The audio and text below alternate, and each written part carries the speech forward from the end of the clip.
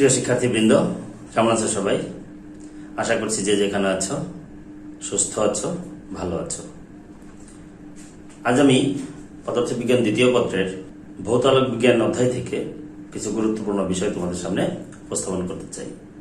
ইতিমধ্যে আমি এই অধ্যায় থেকে দুটি লেকচার সম্পন্ন করেছি। আমার চ্যানেলে তোমরা ভিডিও দুটি দেখতে পারবে। আজ আমি যে বিষয়টি নিয়ে আলোচনা করব সেটি হচ্ছে আলোর অপবর্তন, আলোকের অপবর্তন, ডিফ্র্যাকশন অফ লাইট। প্রথমে আমাকে অপবর্তনের সংজ্ঞাটা জেনে নিতে হবে। অপবর্তন কি, ঘটনাটি একটু খুলে বলি। আলো যখন কোনো প্রতিবন্ধকের সামনে বাধাগ্রস্ত হয়, অথবা আমরা বলতে পারি কোনো আলোর গতিপথের সামনে যখন কোনো প্রতিবন্ধক চলে আসে, তখন দেখা যায় সেই প্রতিবন্ধকের একটি ছায়া ঠিক তার পিছনে তৈরি হয়। তুমি একটা জিনিস ভালো করে খেয়াল করে দেখতে পারবে, এই ছায়ার কিন্তু কোনো এক্স্যাক্টলি কিনারা খুঁজে পাওয়া যায় না। অর্থাৎ ছায়াটা কোথায় শেষ হয়েছে বা কোথা থেকে ছায়াটা শুরু হয়েছে এটা কিন্তু 100% বোঝা যাবে না। এই যে বোঝা না যাওয়া যে কারণ, সেই কারণটি হচ্ছে অপবর্তন। এর জন্য অপবর্তনটাই হচ্ছে দায়ী। অর্থাৎ আমরা এইভাবে বলতে পারি, কোনো তীক্ষ্ণ ধার ঘেঁষে যাওয়ার সময় অথবা সরু ছিদ্রপথে যাওয়ার সময় আলোক রশ্মি কিছুটা দিক পরিবর্তন করে। এই দিক পরিবর্তন করার ঘটনাকে বলা হয় আলোর অপবর্তন। কোনো তীক্ষ্ণ ধারে ঘেঁষে যাওয়ার সময় অথবা সরু ছিদ্র পথের ভিতর দিয়ে যাওয়ার সময় জ্যামিতিক ছায়া অঞ্চলে আলোর বেঁকে যাওয়ার এই ঘটনাকে বলা হয় আলোর অপবর্তন বা ডিফ্র্যাকশন অফ লাইট। এখন এই অপবর্তন দুই ধরনের হয়ে থাকে। একটি হচ্ছে ফ্রেনেল শ্রেণীর অপবর্তন, অন্যটি হচ্ছে ফ্রনহোফার শ্রেণীর অপবর্তন।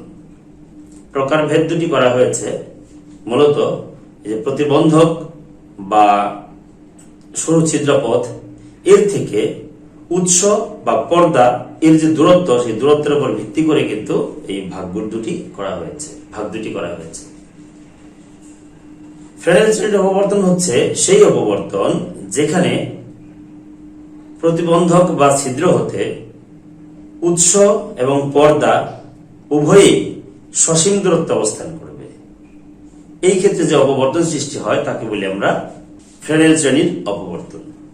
অন্যদিকে প্রতিবন্ধক বা ছিদ্র থেকে উৎস এবং পর্দা যদি কার্যকরভাবে অসীম দূরত্বে অবস্থান করে, তাহলে তখন যে অপবর্তন সংঘটিত হয় তাকে বলি আমরা ফ্রনহোফার শ্রেণীর অপবর্তন।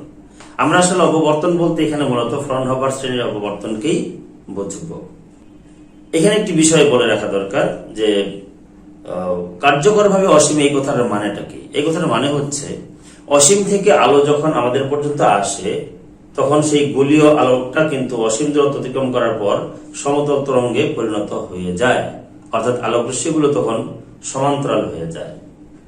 তার মানে অসীম থেকে আসার অর্থ হচ্ছে উৎসটা অসীমে আছে, এই কথার অর্থ হচ্ছে যে আলোক রশ্মিটা আমাদের প্রতিবন্ধকের উপরে এসে পড়বে সেটা হতে হবে সমতল তরঙ্গ। আবার পর্দায় যখন অপবর্তন সংঘটিত হয়, তখন যদি তারা সমান্তরালে যে মিলিত হয়, তা সেটা কোথায় মিলবে? আমরা জানি সমান্তরাল রশ্মিগুলো অসীমে মিলিত হয়। তাহলে সমান্তরাল রশ্মিগুলো গিয়ে যদি পর্দায় পড়ে, তাহলে সেটা পড়বে অসীমে। সেই জন্য আমরা এটা বলি হচ্ছে অসীমে অবস্থিত। আমরা কার্যকরভাবে অসীমে এই জন্য বলি যে বাস্তবে কিন্তু তারা অসীমে থাকে না, আমরা সসীমেই রাখি, কিন্তু ওদের কাজটা হবে অসীমের মতো। এই জন্য বলা হয় কার্যকরভাবে অসীমে। আমি একটা উদাহরণ দিয়ে তোমরা বুঝতে পারবে। আমরা এইভাবে চিন্তা করি, এখানে একটা প্রতিবন্ধক আছে বা একটা সৌর ছিদ্রপথ আছে। এখন এইখান থেকে এখানে একটা উৎস আছে, যেটা একটা বিন্দু উৎস থেকে আলো কিন্তু চারদিকে এভাবে ছড়িয়ে পড়বে। আমরা এখানে একটা উত্তল লেন্স রাখি এবং এই উৎসটা এসটা আমাদের উত্তল লেন্সের প্রধান ফোকাসে থাকে। তাহলে এই রশ্মিগুলো যখন আমার লেন্সে গিয়ে পড়বে, এরা যখন লেন্স থেকে বের হয়ে যাবে, তখন তারা কিন্তু প্রধানাক্ষের সমান্তরালে প্রতিসরিত হবে এবং এই রশ্মিগুলোই কিন্তু আমার এই প্রতিবন্ধকের উপর গিয়ে পড়বে। ফলে এখানে যে অপবর্তন সংঘটিত হবে, সেটা কিন্তু হবে তোমার ফ্রনহোফার শ্রেণীর অপবর্তন। এট দ্য সেম টাইম আমাদের এই পাশেও একটা লেন্স থাকবে। এই লেন্সের ক্ষেত্রে কি হবে, যে রশ্মিগুলো এভাবে অপবর্তিত হয়ে যাবে, সেই রশ্মিগুলো সমান্তরালে যাবে, এরা আবার এখান থেকে যে কোথাও এই যে প্রধান ফোকাস, সেই প্রধান ফোকাস এই লেন্সের যে প্রধান ফোকাস সেখানে মিলিত হবে, ফলে আমার কাছে মনে হবে এই রশ্মিগুলো অসীমে গিয়ে মিলিত হয়েছে। এই জন্য আমরা বলি কার্যকর ভাবে অসীমে। ওকে, আমরা এখন এই একক চিরের দরুন অপবর্তন কিভাবে সংঘটিত হয় সেটি একটু দেখব, এবং এইখান থেকে দুটি শর্ত আমরা পাবো, একটি হচ্ছে অবমের শর্ত, অন্যটি হচ্ছে চরমের শর্ত। খুব ইম্পর্টেন্ট দুটি বিষয়, আমরা এটা একটু দেখি। একক চিরের দরুন অপবর্তন, ডিফ্লেকশন বাই সিঙ্গেল স্লিট। আমরা একটা চির মনে করি, এখানে এটা হচ্ছে চিরের বেধ বা প্রস্থ। আমরা বলছি এ বি একটি চির, অর্থাৎ এ বিটা হচ্ছে চিরের প্রস্থ। চিরটা কিন্তু এভাবে আছে, এখানে চিরটা হচ্ছে বোর্ডের সাথে লম্বভাবে অবস্থিত। এই এ বি হচ্ছে চিরের বেধ বা প্রস্থ। আমরা এর মান ধরি হচ্ছে এ, এ কে বলছি চিরের প্রস্থ বা চিরের বেধ। এখন এই চিরের সামনে এখানে একটা পর্দা রাখবো আমরা, এই পর্দার মধ্যেই অপবর্তন সংঘটিত হবে। আমরা এইদিকে একটা উৎস রাখবো, যে উৎসটা হচ্ছে একটা বিন্দু উৎস। বিন্দু উৎসটা আমরা এমন ভাবে রাখবো, এখানে একটা লেন্স থাকবে, উত্তল লেন্স থাকবে। উত্তল লেন্সের প্রধান ফোকাসে থাকবে হচ্ছে আমার উৎসটা। তাহলে এখান থেকে যে রশ্মিটা যাবে সেটা কিন্তু একদম এইভাবে চলে যাবে সোজা। আরেকটা রশ্মি আমি এই দিক দিয়ে দেখাই, আরেকটা রশ্মি মনে করি এই দিক দিয়ে যাবে। আমি তিনটি রশ্মি দেখাচ্ছি।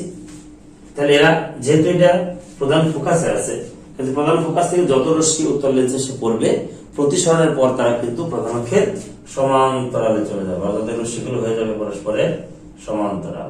তিনটি রশ্মি আমি আলাদা করে বুঝিয়ে দিলাম। এখন দেখো, এই তিনটি রশ্মি, আর অনেক রশ্মি আছে, আমি জাস্ট তিনটি রশ্মি দেখিয়েছি, দুই প্রান্তের দুটি আর মাঝখানে একটি, তিনটি রশ্মি দেখিয়েছি। এখন এই রশ্মিগুলো এখানে এসে কিন্তু অপবর্তন ঘটবে। অপবর্তন ঘটার অর্থই কিন্তু আলোক রশ্মির দিক পরিবর্তন করা বা বেঁকে যাওয়া। রশ্মিগুলো এইভাবে সোজা আসতেছিল, এগুলো কি হবে? বেঁকে যাবে। বেঁকে বিভিন্ন কোণে বেঁকে যেতে পারে। কিছু রশ্মি কিন্তু সোজা যাবে, আমরা এখানে লেন্স আঁকি আগে। কিছু রশ্মি কিন্তু সোজা যাবে, এবং বেশিরভাগ রশ্মি আসলে সোজা যাবে।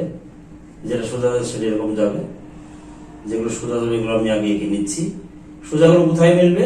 পর্দার মধ্যবিন্দুতে মিলবে, বা এই লেন্সের প্রধান ফোকাস। আমাদের এই পর্দাটা থাকবে হচ্ছে এই L2, আমরা L2 লেন্স বলি, এটা L1 লেন্স। এই L2 লেন্সের প্রধান ফোকাসে থাকবে হচ্ছে, বা ফোকাস তলে থাকবে হচ্ছে আমার পর্দাটি।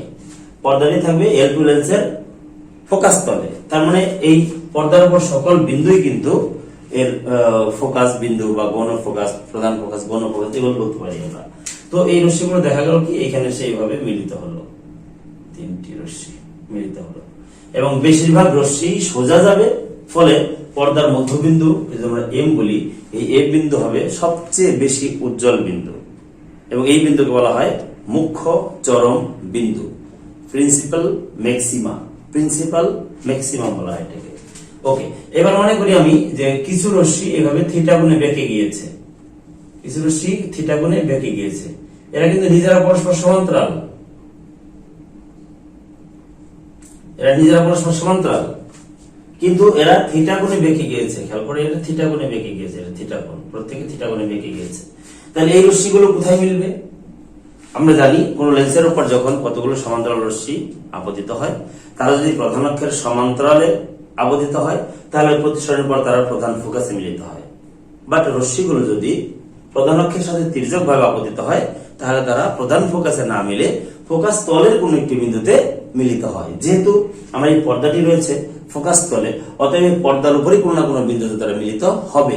আমি ধরে নিচ্ছি তারা এই বিন্দুতে মিলিত হলো। সাপোজ এই বিন্দুতে তারা মিলিত হলো, আমি এই বিন্দুর নাম দিলাম মনে করো পি। তাহলে এটা তিনটি, এটা দুটি। ওকে, এই পি বিন্দুতে মিলিত হয়েছে। এখন এই পি বিন্দুর অবস্থা কি হবে? পি বিন্দুর অবস্থা উজ্জ্বল হতে পারে, পি বিন্দুর অবস্থা অন্ধকার হতে পারে। যদি উজ্জ্বল হয় এটাকে বলবো আমরা চরম বিন্দু, আর যদি অন্ধকার হয় এটাকে বলবো আমরা অবম বিন্দু। এখন পি বিন্দু অবম হওয়ার একটা শর্ত রয়েছে, পি বিন্দু উজ্জ্বল হওয়ার একটি শর্ত রয়েছে। আর এটা নির্ভর করবে এই যে দুই প্রান্তের যে দুটি রশ্মি রয়েছে, দুই প্রান্তীয় যে রশ্মি রয়েছে, তাদের মধ্যে যে পথ পার্থক্য তার উপর নির্ভর করবে।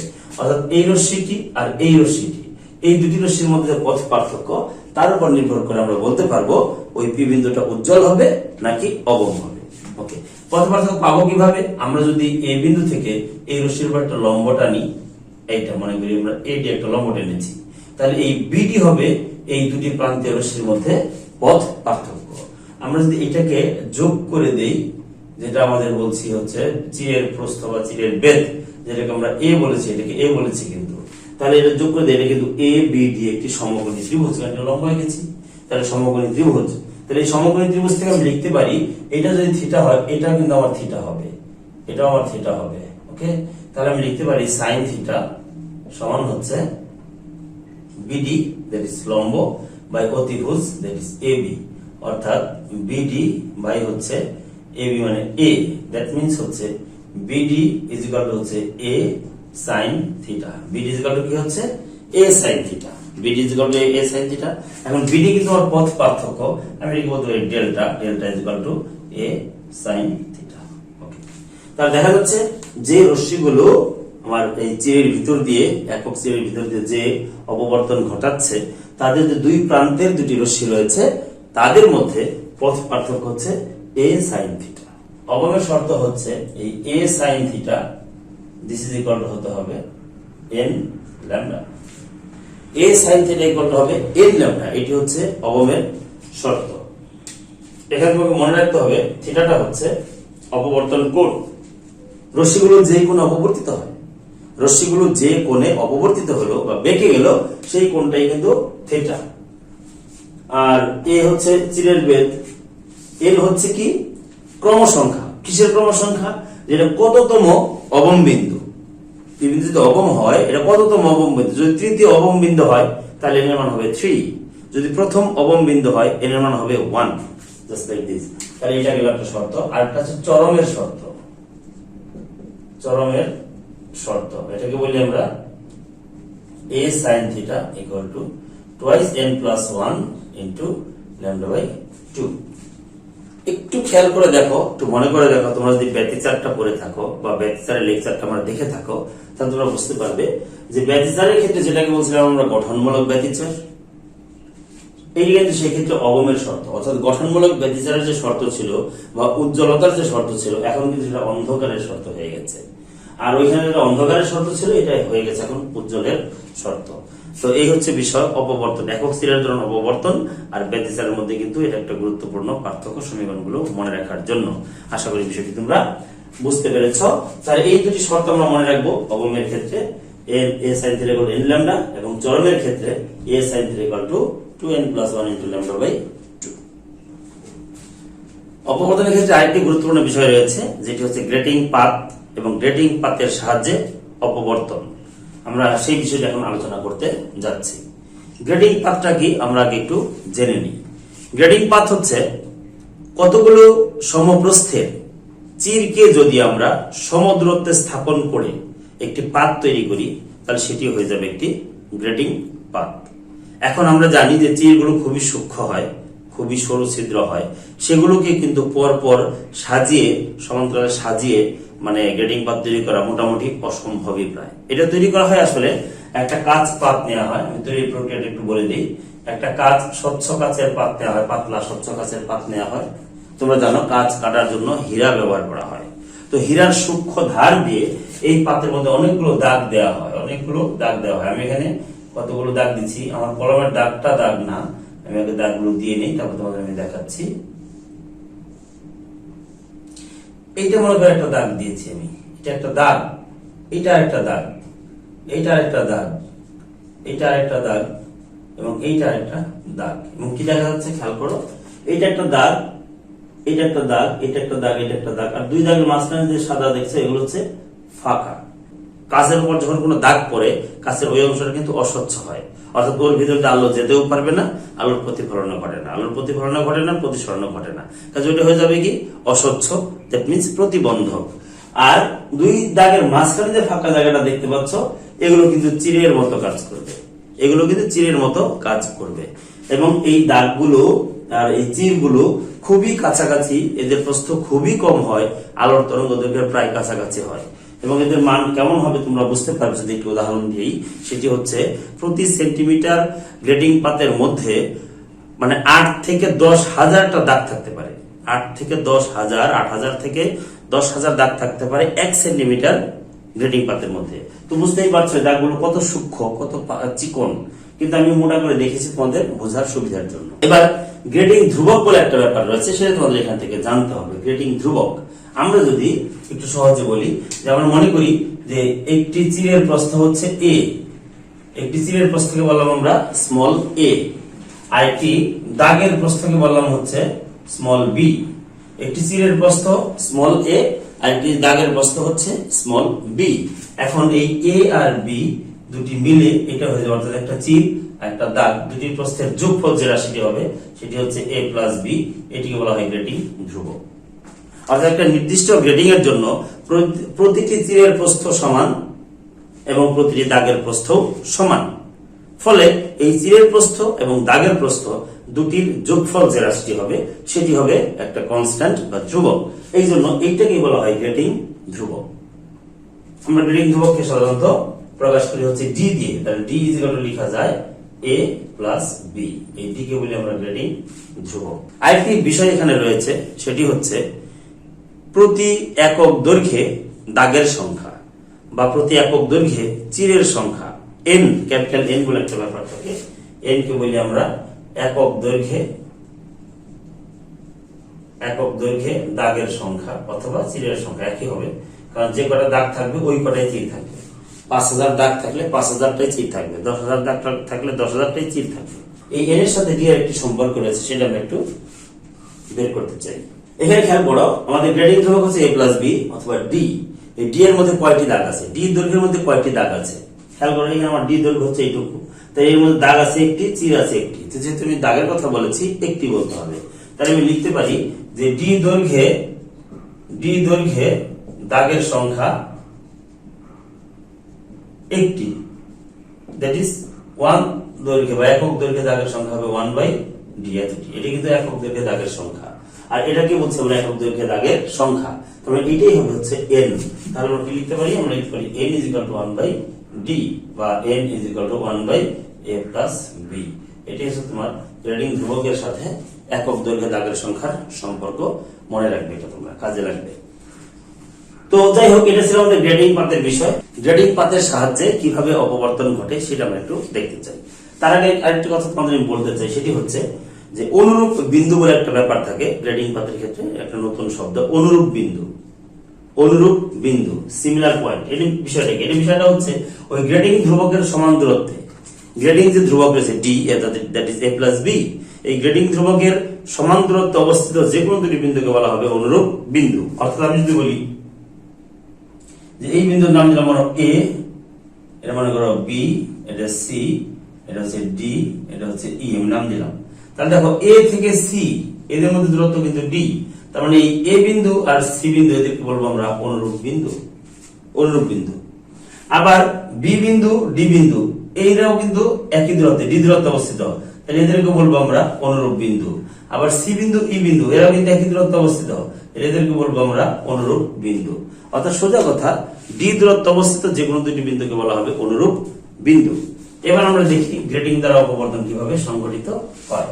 আমরা একটা গ্রেডিং পাতের একটা প্রসেসর এখানে নিব। এটা হচ্ছে একটা তীর না, A B C D E F. খেয়াল করো, এটা একটা তীর আর এটা কিন্তু একটা দাগ, দাগের প্রস্থগুলো সমান হবে। এটা একটা দাগ, এটা একটা তীর, এটা একটা দাগ, এটা একটা তীর, এটা একটা দাগ। তাহলে এই যেভাবে কিন্তু গ্রেডিং পাত তৈরি হয়েছিল। আমরা এখন এই গ্রেডিং এর ক্ষেত্রে দেখতে চাই যে কতগুলো সমান্তরাল রশ্মি এখান দিয়ে এসেছে একটা, এখান দিয়ে ধরে এসেছে একটা। আমি জাস্ট এই প্রান্ত ভাগ দিয়ে দেখাই। এভাবে অনেকগুলো রশ্মি এসে আপতিত হয়েছে। তো এখানে একটা লেন্স থাকবে, অবশ্যই অবভিয়াসলি একটা লেন্স থাকবে। একটু বড় করে দেখাই, এখানে একটা পর্দা থাকবে।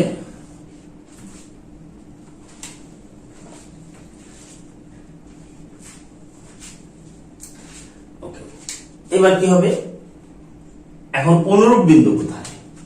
এ বিন্দুর অনুরূপ কিন্তু সি, বি বিন্দুর অনুরূপ বিন্দু কিন্তু ডি, সি বিন্দুর অনুরূপ বিন্দু কিন্তু ই। অর্থাৎ অনুরূপ বিন্দু থেকে যে রশ্মিগুলো বের হবে তাদের মধ্যে পথ পার্থক্য, তার উপর ডিপেন্ড করে বলবো আমরা ওই বিন্দুর অবস্থাটা কি হবে। আমি আগে সোজা রেখাগুলো আঁকি, এই দাগটা দিয়ে নিই। হ্যাঁ, সোজা রেখাগুলো আগে আমরা আঁকি, এগুলো সোজা যাবে। সবসময় মনে রাখবে অপবর্তনের ক্ষেত্রে বেশিরভাগ রশ্মি সোজা যায়, বেশিরভাগ রশ্মি সোজা যায়, আর এই জন্য মাঝখানে যে বিন্দুতে তারা মিলিত হয় সেই বিন্দুটা হয় অত্যন্ত উজ্জ্বল। এটা বলা হয় মুখ্য চরম বিন্দু। অপবর্তনের ক্ষেত্রে মধ্যবিন্দুটা যেটা থাকে পর্দার সেটা হয় অত্যন্ত উজ্জ্বল এম বিন্দু, এটা বলা হয় মুখ্য চরম বিন্দু। মুখ্য চরম বিন্দু। এখন একটি রশ্মি মনে করো অপবর্তিত হয়ে গিয়েছে এই পথে, এই প্রত্যেকটাই কিন্তু এইভাবে সমান্তরালে যাবে অপবর্তিত হয়ে,